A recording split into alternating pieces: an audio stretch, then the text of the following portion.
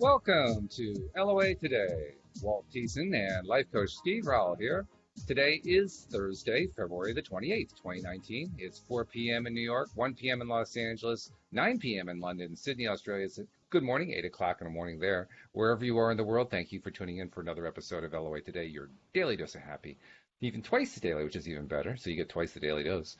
And we're exchanging notes here, Steve and I, about how our weeks are going. We've both been pretty busy, but I think we've agreed this has been a good week. This has been a positive week overall, and so that's what we need going into the show, right? We got to have that positive mindset, Steve. Otherwise, things don't work right. Exactly. Absolutely. Yeah, Positive mindset is key to all this, isn't it? it It's really is. it's what pushes us forward with our plans and goals and desires. Because if you're focusing on negative things, guess what? You're creating. Exactly. Yeah.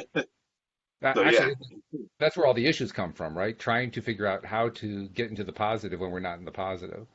Trying to figure out how to get back into that good feeling place again. Because those of us who know say, "Oh, wait a minute, that's where I gotta be. I gotta be over there. What am I doing wrong here? Oh no." yeah. It's once you're aware of it, it's like we've said before. It can when you first start with this stuff, it can be quite scary, can't it? Because especially if you're used to thinking in a negative way and worrying, and Right. it's your sort of default programming. It can be quite a scary thing once you realise the power of your thought processes and what they can achieve in your life. Yeah, but once you start working and changing those, then that's when the real fun starts. I've mentioned before that I'm working on trying to create a local workshop to discuss the law of attraction and relationships with probably mostly single people who are looking to find their forever mate, their soulmate, or their twin flame, or whatever you want to call it. And it's been a like with any other project, it's been a challenge to keep on top of myself, so to speak, to get into that good place and stay there. I was struggling quite a bit during parts of the week. And I love the fact that I have so many life coaches that I do the show with because that means I get a little free coaching at the end of each show, right? And one in particular, Cindy Chavez yesterday, she did the afternoon podcast with me, doing one of my favorite topics. We get to do Neville Goddard once a week together, and that's a lot of fun. But afterwards, she was telling me about a book that she had read, just read like that day, and recommended that I read it because I explained to her what I was dealing with, what specifically I was dealing with. She said, "This will probably be good for you." And so I looked at it, and interesting title. The title of the book is "Don't Do Your Best." And what it's actually That's trying to different. say is don't go for perfection. Just, put out whatever you got to Yeah, put out right now and fix it later. Don't try to make it all perfect now, which is a great message because getting that absolutely. perfect is how we go, that's how we drive ourselves crazy. And I'm probably better at that than anybody, driving myself crazy, trying to go for perfection. And it actually did make a difference today. I made some good progress on the promotion video that I've been putting together. I'd gotten it down to a 22 and a half minute video, which is pretty long for a promotion video. And today, after some trimming and cutting, I got it down to 13 minutes, so almost cut in half. Just because I got into that good feeling place where I said, it doesn't have to be perfect. It just has to be what it needs to be. That's all. So there's one way. There's a method to get into that good feeling place. This is it because anything that you do, um, because we all have days when we're performing at a certain level, and other days we might drop down to a lower vibrational level.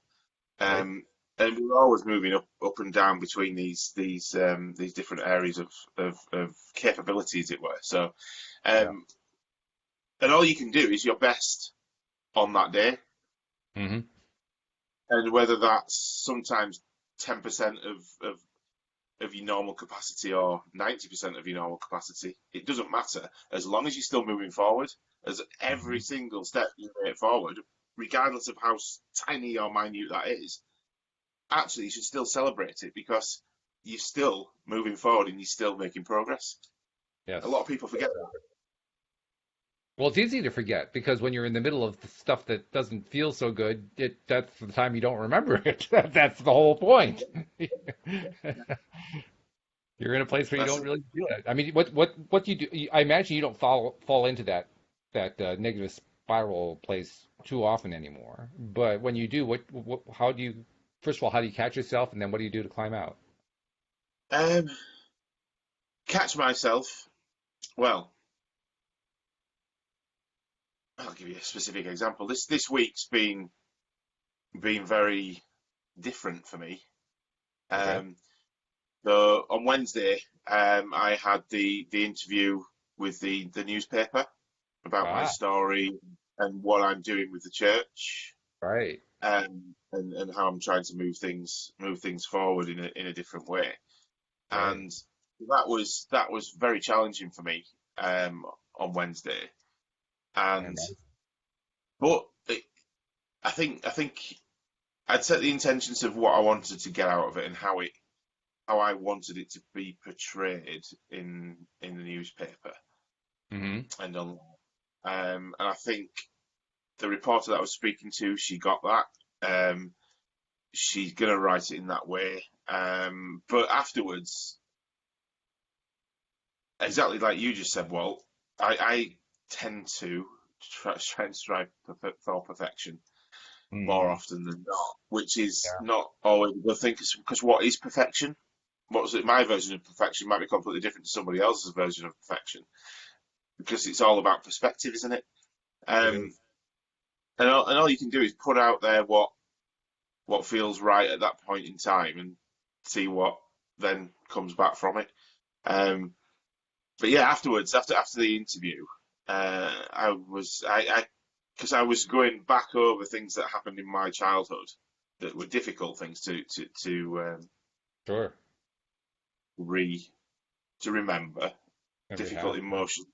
I Yeah. had to bring the emotions from those past events into the present to be able to get across how powerful that was and what actually happened in a way that could be written about to give perspective, if that makes sense.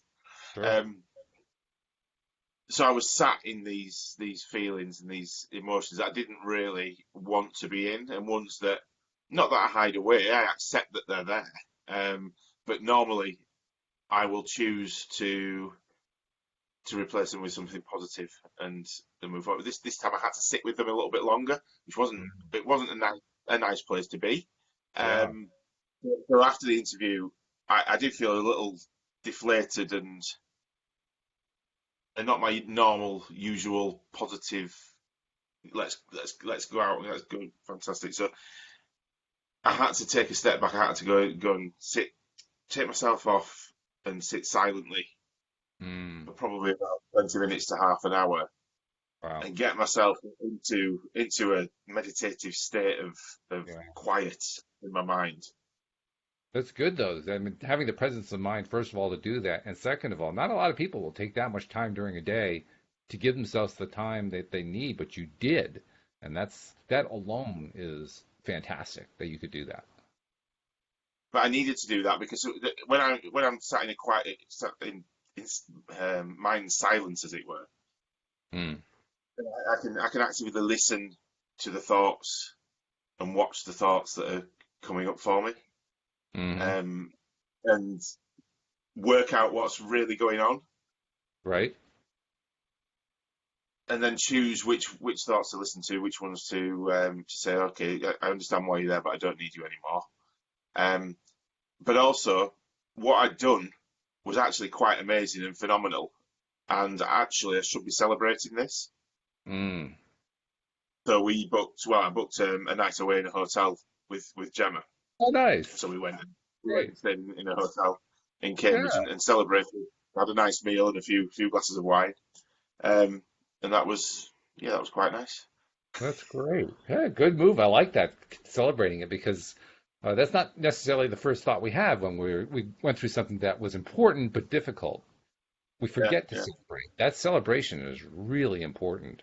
In fact, Really I've powerful. come, Yeah. I've come to the conclusion that not only do we need to celebrate, we need to, in a sense, celebrate loudly. We need to celebrate Yes. on a high emotional level.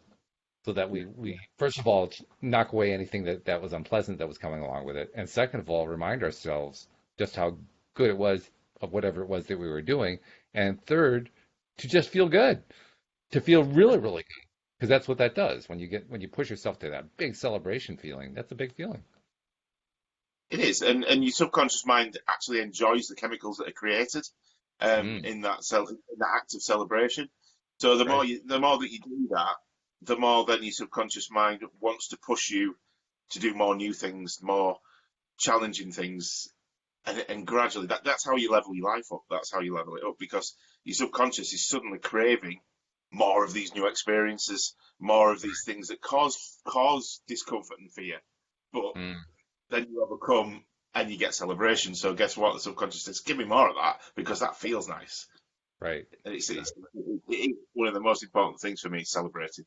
Because if I don't do that, I can't anchor in the good feelings of what I've created, and my subconscious won't accept the changes that have been made. So it'll go back to old behaviour programs Right. quite quickly. Yep. Yeah, that's If that true. makes sense. That makes a lot of sense. I thought we could. I don't really see a lot of questions coming in. Let me just double check. Well, Jeffrey is usually our cheerleader, and he's cheerleading us today. And he's also making a comment. He says, "If it doesn't challenge you, it doesn't change you." That's true. Exactly. If it Yes, doesn't challenge you, absolutely. it doesn't change you. Yeah. But Yeah, if you're always sat in there, he if you're also always he sat in also wrote wine with two exclamation points, so he likes the wine part a lot. your is that the wine? Yeah, the wine's nice. A nice expensive. It's got to be a nice expensive bottle of wine. There you go. Not Okay. it's got to be special, a special None of that cheap stuff. celebratory bottle of Right, wine. right, right. Absolutely. I thought we'd go through some of the posts that show up on the Facebook Law of Attraction group pages because some of them sometimes have interesting questions to address and topics No. Yeah. and not only the questions that are raised but also some of the answers are interesting to talk about too. So I figured we could do that. First one that I found, and this is I'm literally looking on the Law of Attraction Changed My Life group right now. Someone posted a very quick question. He or she, I'm not sure which it was, said, I have bad news. I tried the 555 technique and it didn't work. That's all they said. I'm not sure what the 555 technique, but it's a technique for getting yourself into a good mind space. We'll just leave it at that. So a technique comes along and it doesn't work. It doesn't work. What do you do when it doesn't work? Well, I suppose is it not working? Is it just that you believe it hasn't worked? Mm, So are you looking for the right things? Are you asking? Are you using the technique in the right way? Are you asking the right questions? Are you asking for the correct? Are you actually asking for your desired outcome, or and are you actually focusing on it in the right way, or are you still coming from a place of lack? yes. It's all right using a technique, but you need to use the technique in the right way, and it's got to be then backed up by the mindset and the action that goes into that afterwards as well. Mm-hmm. Mm-hmm. Otherwise, it's like visualization. A lot of people will just expect to be able to visualize something like I don't know $1 million check or whatever, and then it just miraculously appear, which doesn't work if if your belief system Doesn't support it. doesn't match up with that turning up for you. It's just not Yeah. going to happen. You've got to go through the process of getting yourself on the same vibrational frequency and level as the thing that you're trying to bring into your awareness. Right. Yeah. Joel Elston likes to talk about how most people, you ask them to visualize and imagine getting a $300 million yacht, and it's just too far out there. That's just too much. You can't possibly do that, especially if they're making 50,000 a year. But if they're making 50,000 a year, they can probably visualize 75,000. Yeah, So you go for 75,000, and then once you get to 75,000, then you go maybe to 100,000, or you work your way up incrementally because yeah, it's within reach. It's within believability, yeah. right? Which is which is what you do with. Well, you've spoken about that before, haven't you? What with where you Hmm. started looking at houses, and Yeah. rather than jump straight up to the massive, it was just outside the price bracket that you thought you could achieve. And that's how, yeah, exactly how you do it. Because it's what my coach Dan calls it micro shifting again. Micro So shifting, yeah, I remember that. to micro shifting your subconscious and your belief system gradually towards the end goal, which might be £1 million house, but you start off at 300,000 where you are now, and then gradually keep going up step by step by Right, step, so that exactly. your subconscious can keep up with that quite easily, and it's believable. But yeah, it works. It definitely works. And there are a number of different ways that it doesn't have to be for just something financial. It can be true for relationships. It can be true for health. It can be true for anything. You can incrementalize almost anything, really. Um, I mean, I remember doing it last year when I was trying to resolve my ligament issues in my knees. I don't remember if I've told you that one. I told everybody else. Well, just it is last winter. I'm not even sure how I did it, but I injured the ligaments on both my knees, and Yeah, by May I was practically incapacitated. I could hardly walk. yeah, And up until then, I'd kind of forgotten that I could apply law of attraction principles to change my mindset and heal myself. But I finally remembered to do that, and then I said, "Oh God, now how am I going to do this? Because I'm dealing with this chronic pain every single day, day in, day out." I did find that I had least pain when I was laying down. So, when I was lying down, so I would lay down and I would try to do my work lying down. that And makes sense. at first I couldn't do it. I mean, because the pain was just so constant. It was just right there. But I kind of got a determination going. Like, I'm going to do it for like a half second. If I can just get control of my mind, get control of my focus for a half second, that's a victory. And I managed to do it. And the way I actually managed to do it was when I'm lying down, or when I was lying down, my right knee would stop hurting. My left knee was still hurting, but my right knee would stop. So I had one good knee at that point, so to speak. So I would say to myself, okay, my left knee, the way my right knee feels right now, that's the way my left knee feels. That's what I'm going to focus on right now. Can I maintain focus long enough so that I don't feel that pain in the left knee for half a second? And it took a bit, but I did. I finally did it. And I said, okay, I did it for a half second. I wonder if I can do it for a second. It surprised me too that I actually managed to do it for what that full half second. The pain was gone, 100% gone. So I went for a second, and it took some more time, and I finally got there, and I actually blanked it out for a second. I think that particular session, I got it up to like 2 or 3 seconds that I could blank it out, and it was a lot of work. It was a lot of work getting that far. I mean, I practically had to take a nap after that. I was so tired. But I started the pattern, and I overcame that knee pain to the point where I was 98% mobile within a week Yeah. after being laid up for like 3 or 4 months. You started off small, you micro it, and then it gets longer and longer and longer and longer. And once you've got to, I Exactly. think there's usually a turning point in your belief system Yeah. where it's not, yeah, you've got half a second, then you've got a second, then you've got maybe 5 seconds, and then 10 seconds, and then you start getting really big leaps then, because your mind's now seeing that, hang on a minute, I now believe that I can do this, and I Hmm. can do this all of the time and for longer periods of time. If I can do it for this short period, I can do it for longer. Why can't I now? And then your mindset's changed, doesn't it? Your belief system's changed automatically because it's experiencing it through that practice. And what's really cool is the subconscious mind starts to believe it so that I That's it. don't have to effort it as much. I don't have to fight so much to get there. So, Yeah, like, yeah, even within about 2 days, I think it was, if I tried to put my mind onto no pain, I feel good in my leg, I could do it quickly and I could hold it for a long period of time with a lot less effort. And that was the part that yeah, surprised me, the lot less effort part. But it was great, because now I felt like this was going to actually heal at that point. And from that yeah. point out, it was really quick. I didn't have to do a whole lot of work after that. I did a little bit every day, but not a whole lot. And it healed fairly quickly. Then it reached a plateau, interestingly enough, which I stayed at for a few months, where I was fine walking. I was fine in almost everything except going into a deep squat. If I went into a deep squat, big pain in the knees.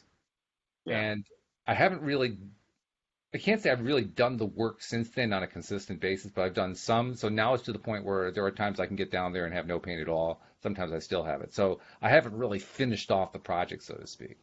And I'm not quite sure why. I think I was kind of a little bit afraid to try to finish it off.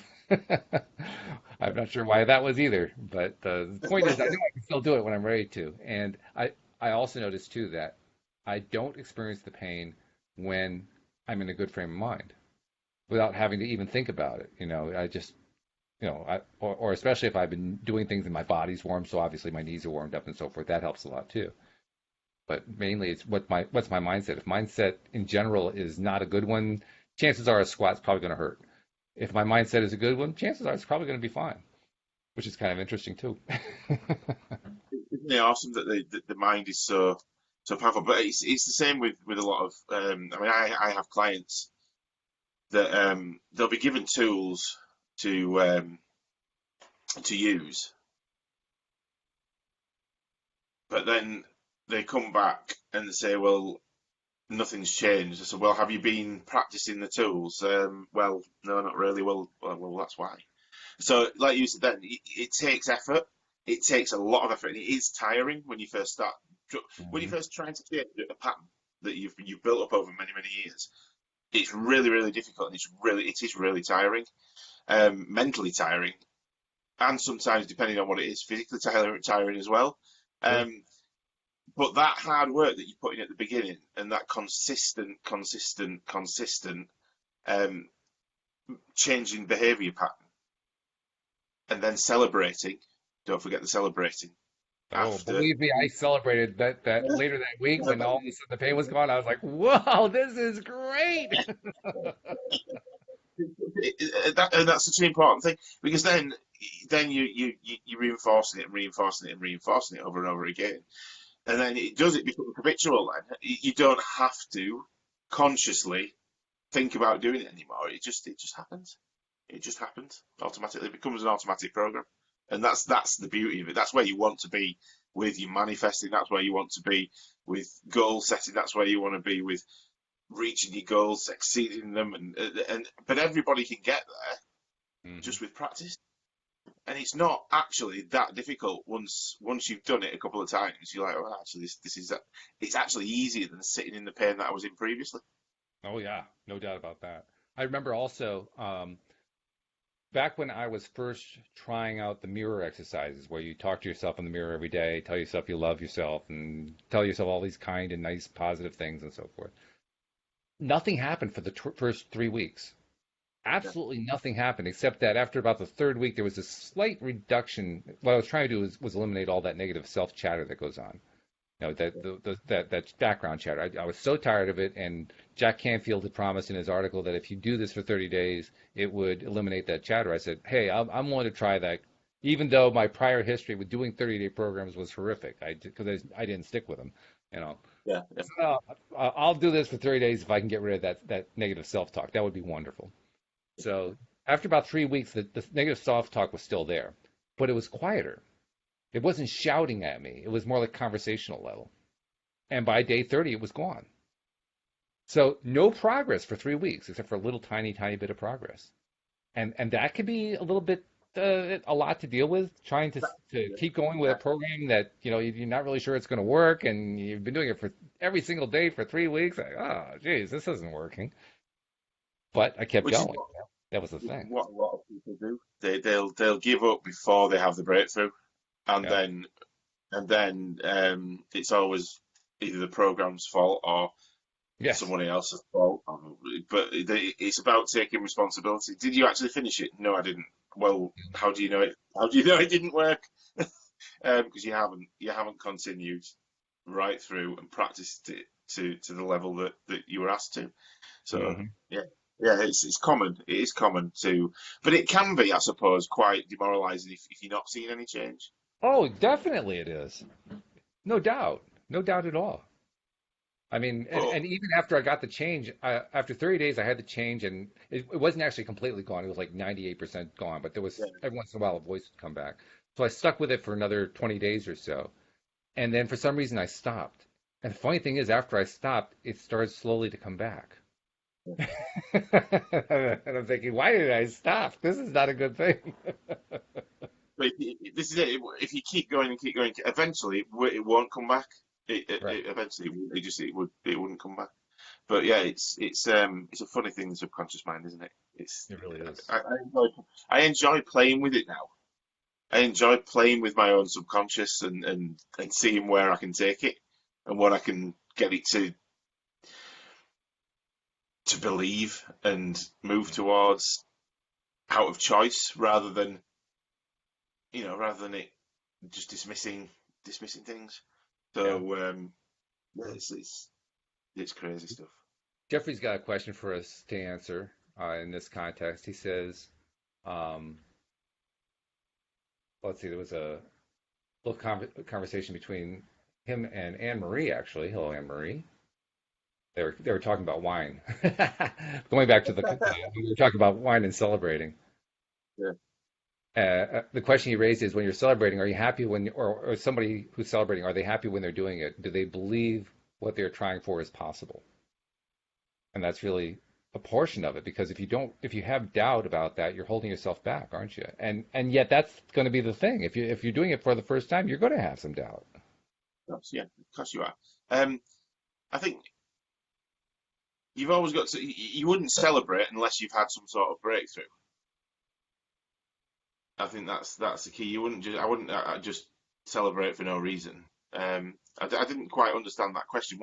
What's the take on Well, that? I think he was kind of referring to some of the stuff we talked about earlier, including the celebration part. And he was just asking the question in general, when somebody is doing their celebrating, uh, or more precisely, when they're doing the activity, are they happy when they're doing the activity? Are they getting themselves into a happy place?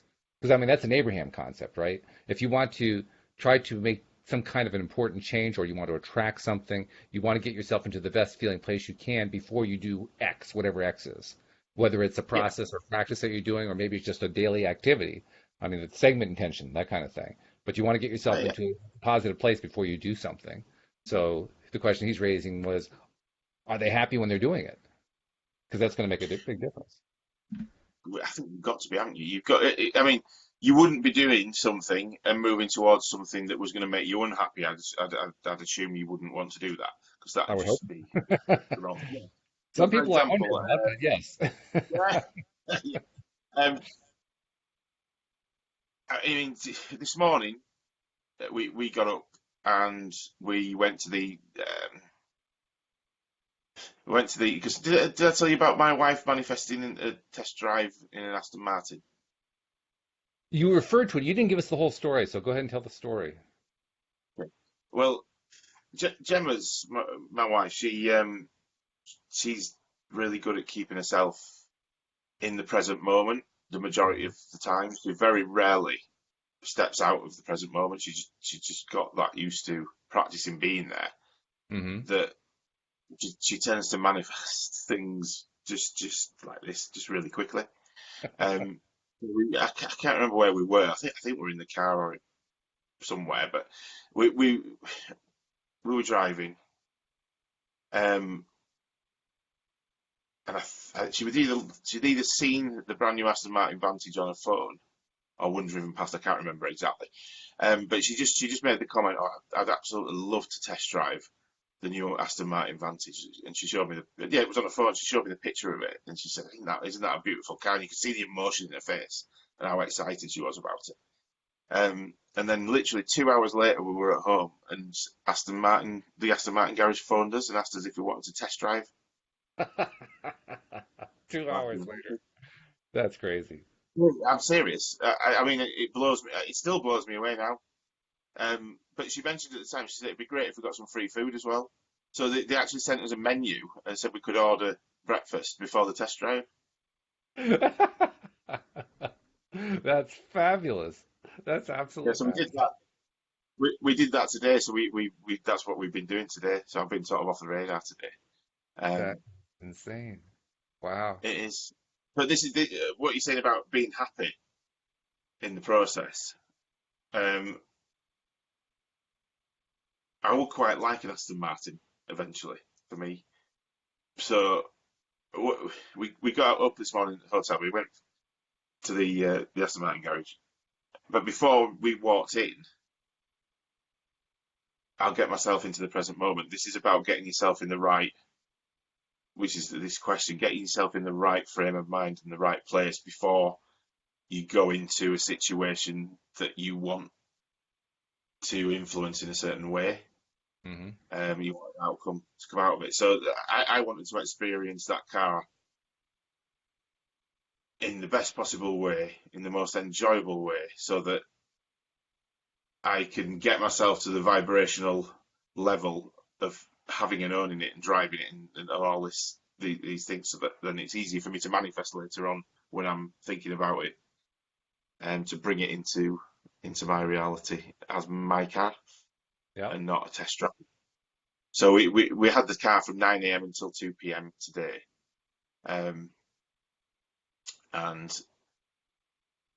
yeah. So what was I talking about? I lost my thread. Yeah. So we pulled up and we're sat in the car, and Gemma's in there now anyway, so she's fine. Just leave her to it. Just leave her to it. She's away. But I'll have to literally get myself into shut my eyes and get myself into the now, and then I'll visualize how I want the whole experience to go, and then go off and do the experience. And sure enough, fantastic, absolutely awesome time in that car. It was Hmm. brilliant. That is And brilliant. yeah, so we've ordered the Aston Martin V8 Vantage Roadster. It's not out yet. You can't buy them yet. So we've ordered one from the universe today. That's what I've done today. So done Wow. it whilst we were in the Aston Martin Coupe, because that's the only one you can get right now for that new model. Um, so I've ordered my Roadster from the universe. So we'll see. I think they come out in 2020 at some point. The guy said. So yeah, we'll So this see. is a We'll see story when. that's in progress. This is a story that isn't even done yet. That's what's so cool No, it's about it. just Yeah. starting. Yeah. Yeah, that's very So good. it's brilliant. But this is what it's about. You can go out, just go out go out there and have fun with it. Decide what you want to do. It doesn't matter how ridiculously out there it is. Just go and experience it, because then you can anchor in how it feels to have these things that eventually you'd like to have. It doesn't matter if it's 10 years down the line, 5 years down the line. If that's your belief system thinks it's going to take you 10 years to earn enough money to get one, then it will. Mhm. Yeah. But once you get used to this stuff, because we started off with small Ford Fiestas, and then Hmm. we've gradually ramped it up as our belief system um, has changed and micro shifted up the levels, so that we Hmm. we believe 100% that we can manifest whatever we want That's a good thing. Anne Marie actually has a question about Gemma. She says, "What's Gemma's technique for staying present?" now. She uses the Sedona method the majority of the time, I think. I don't know, to be honest. I couldn't answer for her. I'm not sure. I'm not sure You which have to ask her one. sometime. Because there are that many different ways of doing that. I'll ask her and give you the answer on the next podcast, because she's not with me Okay, right now, so I can't ask the that's fine. question. That's fine. Jeffrey also asked, "What else is showing up for us?" I have a story about that. I can't tell you the whole story because part of it is something that I really can't discuss on the air. But Louise and I went to visit a professional person, not a doctor, but a professional person in a professional capacity today. And we're having a conversation with this person. We're trying to decide whether to hire him to do a service for us. And as we're talking to him, he mentions how he has this home in Vermont and how he and his family are thinking about actually eventually retiring to Vermont. Louise had spent time when she was in her 20s in Vermont. She had lived in two areas. One is a ski area called Mount Snow. The other one is a city on Lake Champlain called Burlington, Vermont. Really nice city. Very small city, very, very nice, comfortable small town feel to it. And she loved both of those places. Mount Snow is near a very small town. They call it a city, but it's a town called Wilmington, Vermont. So anyway, as soon as Louise hears that they have this house in Vermont, she says, "Oh, we're in Vermont," and he says, "Oh, Wilmington." And I'm like, "Oh," we're like falling out of our chairs at this point. Turns out that not only is this guy's family living, or do they have I guess you call it a spare home or a vacation home in Wilmington, but they are planning to move there for retirement when it comes time for him to retire. And on top of that, they've been there for over 20 years, including the period when my wife was in Mount Snow. So they were there at the same time. They just didn't know each other. And they're comparing Yeah. notes, and all these people, they know all the same people. They lived the house that Never this met. guy has is on the same road that my wife first lived on when she first moved there. The same road up the road. I mean, it was crazy. You start getting signs like that, and that was obviously for us the big sign was, well, this is a guy we want to do business with. You know, the Yeah, universe is saying, yes, you got a connection going on here. Do this, work it. You know. it's awesome, So isn't it? yeah, But you get when you get synchronicities like that, it's about being aware. It's about being able to listen. Well, what I mean by listen is not necessarily with your ears, but listen to the signals and the things that are going on around you, because it it's craziness. But for example, the work that I'm doing with the church and the Survivors Trust, I was wanting to get in touch with the press to talk about what I was doing and hmm, why I was doing it, but I didn't know who to contact. I sent numerous emails to newspapers, to TV channels, but I didn't get any responses back. really, that's Um, really interesting. yeah, so I asked. So I thought, well, something's not right here. Yeah. What am I doing wrong? So I meditated on that, and I I asked I asked for something to show up to let me know which direction to go in, because I'd never done anything like this before, so I was clueless about how to approach it. Right. Um, and the Survivors Trust, I'd already spoken to the church, and the Survivors Trust, the charity. Um, I phoned them up because I thought, well, they might know somebody in the press. So I phoned them up, and the guy there gave me a telephone number to call of one of their patrons Hmm. who knows people in the press. So I typed this number into my mobile phone and I rang it, and it came up and it said a name on my phone. So the number was already stored in my phone, and it just happened to be the solicitor that won my case with the church. Oh my goodness. And I was like, Wow. really, really. Thank So, you. yeah, yeah. So I spoke to him, and then that's how it's all gone off in these directions now, and it's just that it's things like that that you can't even make up, can you? No, you can't. And if you tried to make them up, no one would buy the story. They wouldn't believe it. No, no, no. That is something. It, isn't that interesting though? Because here you have a pretty important story to tell. The media that you reached out to wasn't responsive to it, and Um, that's that people kind of they look askance at. But clearly, from our perspective as deliberate creators, we understand it didn't have anything to do with the media per se.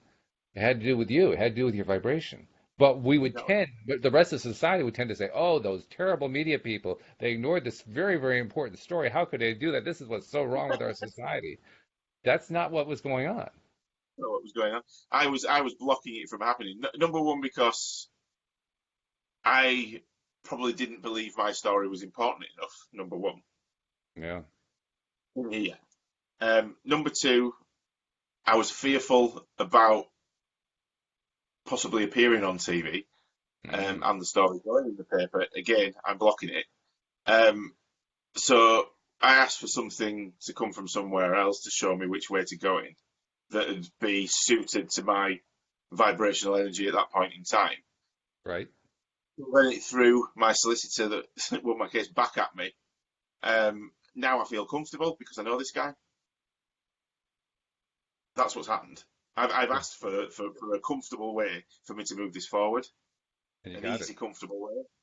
Yeah. I use those phrases quite often when I'm deliberately creating. So I'll use either an easy, fun, playful. I'll use those words all the time, or comfortable, because then I get exactly what I'm asking for, and it's easy for me to move forward with things then because it Uh-huh. feels comfortable, it feels Yeah. easy, rather Mhm. than me believing it's going to be difficult. so therefore it is. I'm asking for it in a comfortable way, and that's what I get.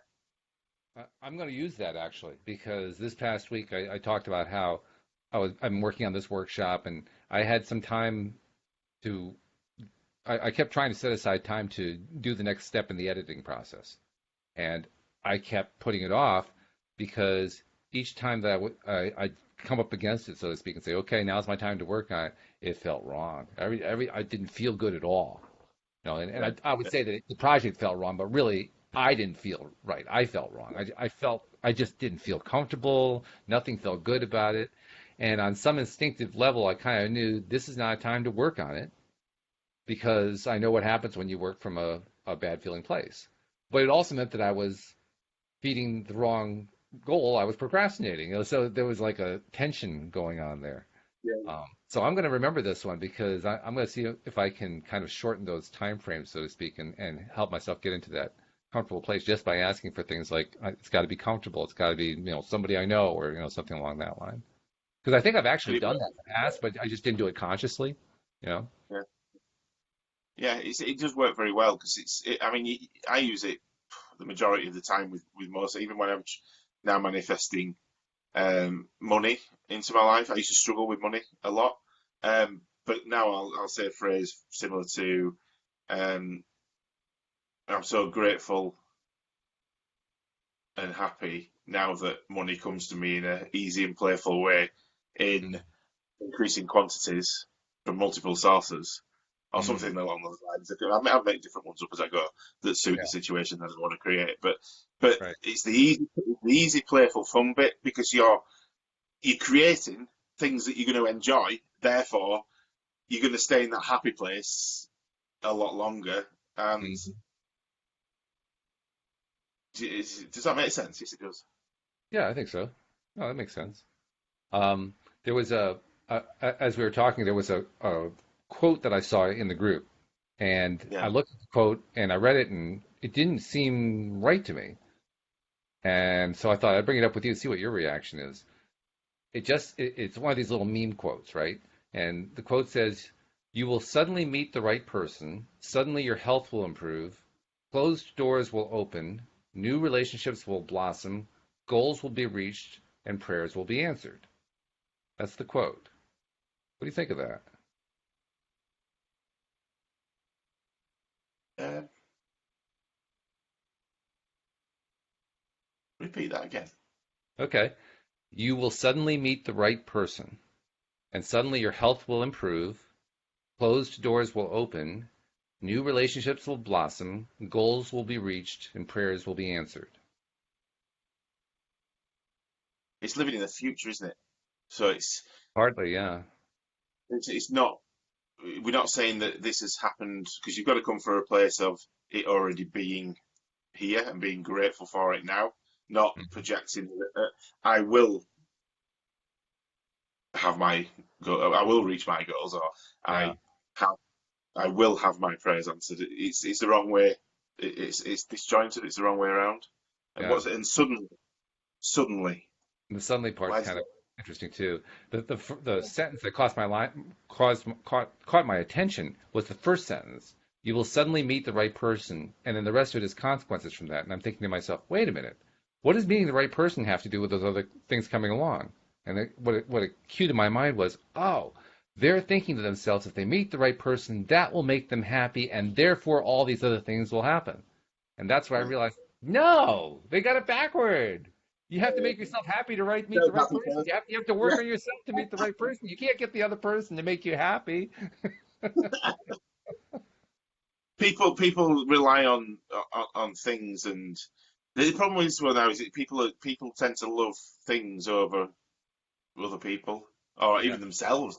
over So themselves. Yeah, they're often chasing the next thing from a place of lack because yes, they think that thing will fill this hole of emptiness that they feel inside. But actually, you've got to fill that up yourself. that's You have right. to fill it yourself with your love for you.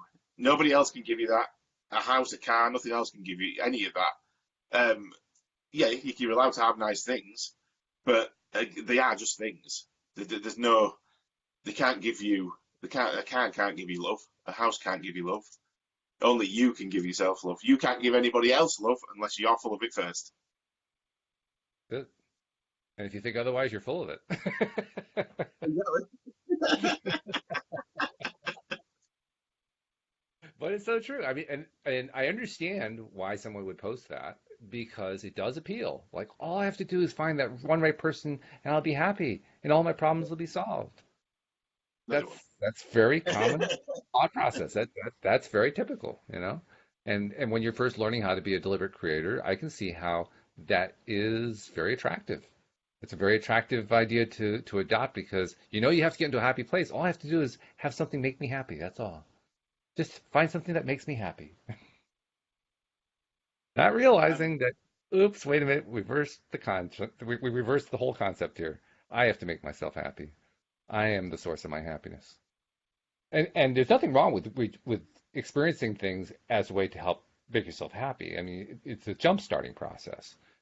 But I think it's really important to remember that what you're trying to do is learning to make yourself happy so that, I mean, ideally, this to me is the test. If you can be in a not good place and have no place to go, no place you can even get outside because there's, you know, it's a thundering rain out there or something like that, or, you know, it's driving snowstorm or something. And there's nothing you can do at home. The power's out, you know, and there's nothing else you can do. So the only thing you can do is reach inside and make yourself happy. Can you make yourself happy? That's the test. If you can do it under those circumstances, you are now a deliberate creator. you can do it anyway. Yeah. I think I think a lot of people that go on this journey, not everybody, but a lot of us that have become deliberate creators and are aware of our feelings, are aware of our thoughts, and able to direct them in the way that we want. Therefore, the majority of the time, I'm not saying I'm always happy because I'm not. I don't think No. anybody ever is. But the majority of the time, we can direct it in a way that keeps us on that level of self awareness and happiness and light and joy and love, because that's the place you need to be creating from. Because you can create from hate, you can create from Oh yeah. lack, You won't like the being results much, but you won't like results. But if you're in that place of for me, it all comes down to love. That's the main part of it. If you've got love in here that is all yours, you don't need anybody else to put it in there. You don't need anything else to put it in there. Then the majority of the time you'll be leading your life and your creations from that place of love. So if you're doing that, what could go wrong? hmm What can go wrong? There's nothing to fear anymore. And I think the majority of us that have got to that place have generally been through something or been to a place like yourself of depression, mm. and being really low, the lowest of the low. With you can't go any further down, and then you realise, hang on a minute, I've got nothing, I've got no one, it's just me, and actually, it's not that bad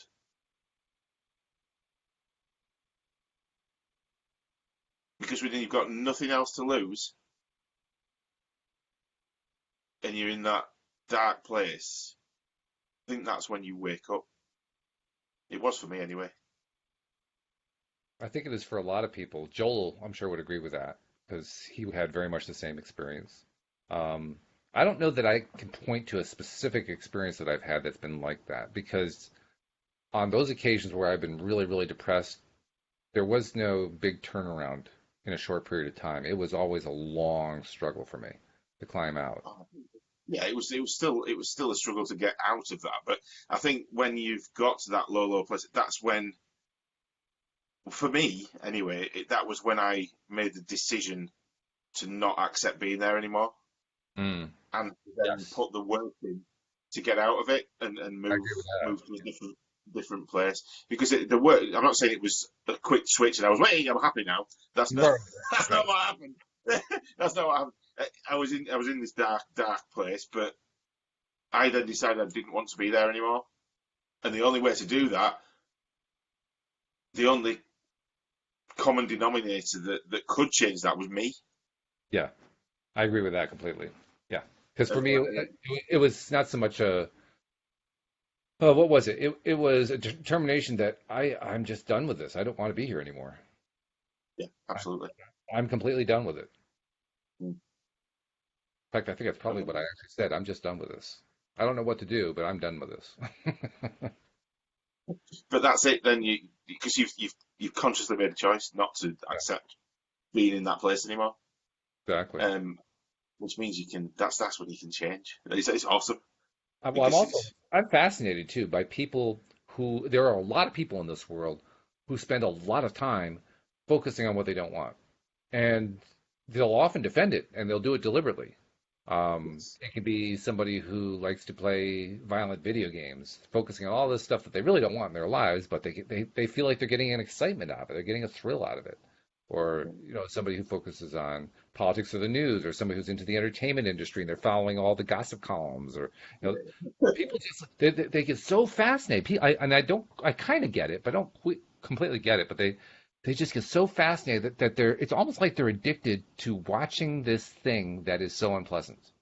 yeah, yeah, absolutely. You'll get, but I mean, well, it's the perfect example is the media and the news, isn't it? Oh yeah. Um, I mean, I'm not going to mention names or people, but I've got certain people I know in my life or from past life that will watch. That they'll get up in the morning, they'll watch, they'll put the news on, and then all they'll do all day is be angry and wound up about what they've seen on the news, and it'll ruin their whole day. And I'm Oh like, yeah. oh, just don't And watch I've it. done that. I've done that. I mean, Yeah, I know what that feels like. I've done that. And when you're in the middle of it and you know about deliberate creation, it's a very strange thing to say to yourself, I know that this is what I'm doing to myself. Why do I keep doing this? yeah. Why am I doing this? It's a Right? funny old thing, isn't it? Yeah. I mean, that's the strangest thing in the world to be stuck in a mindset, in a negative spiral, to know that you got yourself That you stuck in are. that mindset, to watch yourself, and then to continue to stay there anyway. Like, what the heck is going on here? Yeah, what am I actually? Why? Why am I doing this? But Oh, but also, yeah, I think sometimes for because I do put myself in those situations sometimes. I sometimes have a day where I'll sit in something that I don't need to. I don't need to sit in, but I'll choose to. And I think it's a form of self sabotage in a way. yeah. So hang on, you're too happy now, Stephen. So let's let's think about something negative and then let it upset us, and we'll sit there for a while until we've had enough of it, and then we'll come back out. But yeah, you're right. You'll sit there and you'll be literally watching yourself doing it and saying, "Why am I still doing this? Why am I still? Can you stop it now?" And then you'll get angry with yourself, which then puts you further in it. But yeah. I mean, I think you get better with pulling yourself out of it over time, and the more practice that you do. But I You think do. we can all do it. We can all go and sit in some form of pain, self created pain, um, if we choose to. But it is a choice. It is a choice, and once you've made that choice to stop doing it and come out, you when you come out of it, I always end up laughing at myself. I could just having a good giggle. Well, listen to what we're doing here. We're laughing at it right But now. I it's remember like, too, yeah, in college, I remember when I took Psych 101 and 102. Um, I remember it's kind of like a survey of psychology at that point, right? And they talk about Freud, and then they pretty soon move on to Jung, Carl Jung. And one of the classic Jungian phrases is the death wish, the idea that built within us is this tendency to want to die or to want to suffer or along that line. And I remember in school I thought to myself, that is the dumbest thing I have ever heard in my life. Who on earth would have a death wish inside? And now I think to myself, boy, oh boy, was I missing the boat. My death wish keeps popping up at various times. Like, why can't I get rid of this darn thing? But yeah, it's true, Oh, isn't it? I think we've been. I don't know whether it's built into our DNA or what. It's instinct from when we used to be hunter gatherers living out in the yes. bush or whatever. Yeah. Um, we've still got that in our DNA, but now we haven't got the danger that we used to have living in that situation.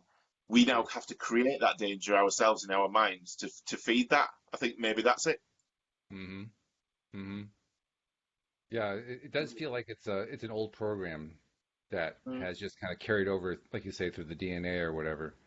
yeah, Linda Armstrong talks about that a lot. She talks about, and Bill G, who's one of the newest co-hosts, talks about clearing stuff from past lives even that and the first time I heard that I said to myself, well, there's another wacky concept. And then I remember the thing about Carl Jung. I said, well, maybe it's not so wacky. But but this whole idea that you can carry stuff from earlier in your life or even from a previous life is in and of itself quite a challenging concept. And then to have gone through both of those people, actually, Linda actually led me through, and she's led us through meditations that involved clearing that kind of stuff. And you I've go seen through that. it, and she says, "Okay, I've just cleared it," and you say to yourself, "I didn't feel anything. What happened?" But on the other hand, while doing the exercises, she would say, "Okay, I'm going to come to you energetically," and poof, I feel the energy coming at me. So some of that I would experience, right? So I guess what I'm saying is I'm putting together piece by piece little bits of experience that tell me, yeah, this really is true. Yeah, this really is happening. Okay, well, if I accept that it's happening, now the next question becomes, if it's happening, why is it happening? How is it happening? How is it that we're transmitting stuff from a prior lifetime into this lifetime? I mean, how would that mechanism even work? I don't even know. And then I remind myself, oh yeah, I don't understand how a human being walks. Because, I mean, look what a human being is. A human being is a collection of billions of cells, and these billions of cells actually manage to somehow get themselves into a vertical position and walk on command from the mind, and we don't know how that happens. Yeah, when you put it like that, yeah, that's Um, quite. It's phenomenal, It phenomenal. is. Yeah. How could all those billions of cells have that kind of tensile strength, for instance, to make you stand up? Why is it that certain cells come together and form bones that are these strong, rigid things, and other things come together to form muscles, and others form fat, and others form eyelids, and like, what the hell? What's going on here? It's awesome, isn't it? I guess what I'm saying is but that's all. the more I realize I have left to learn. That's it, yeah.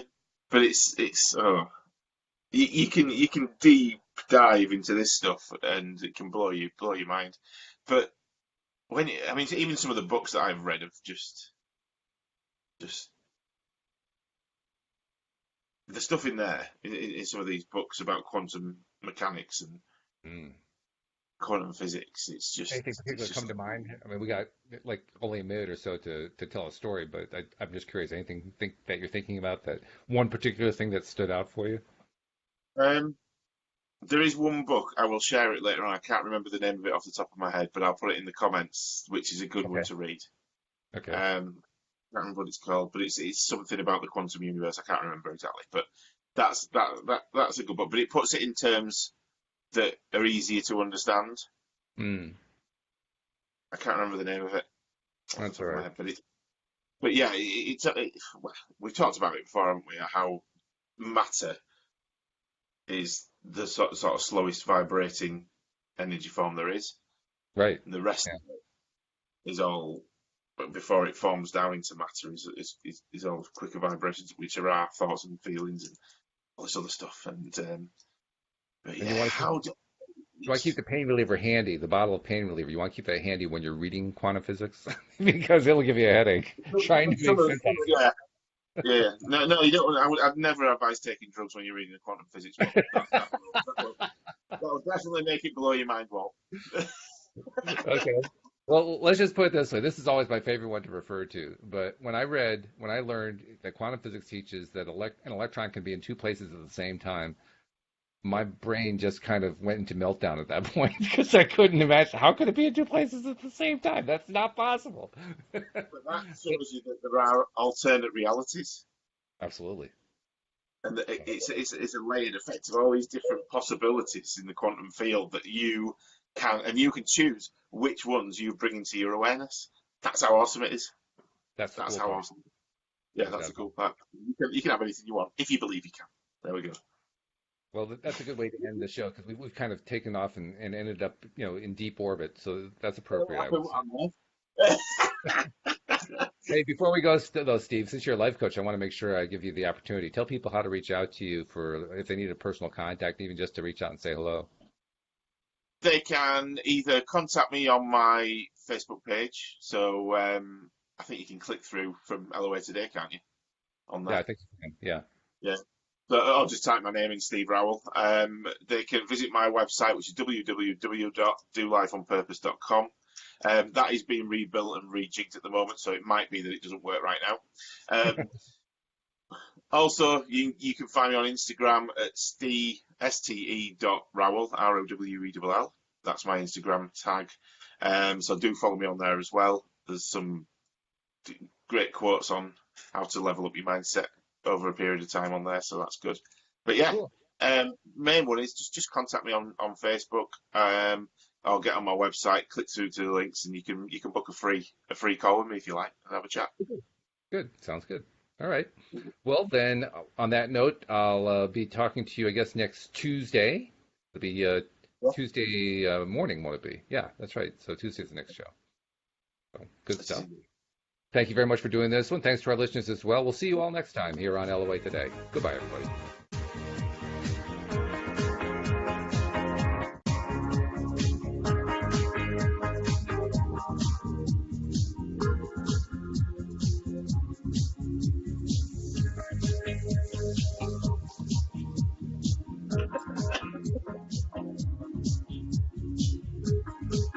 That's really good, Dan.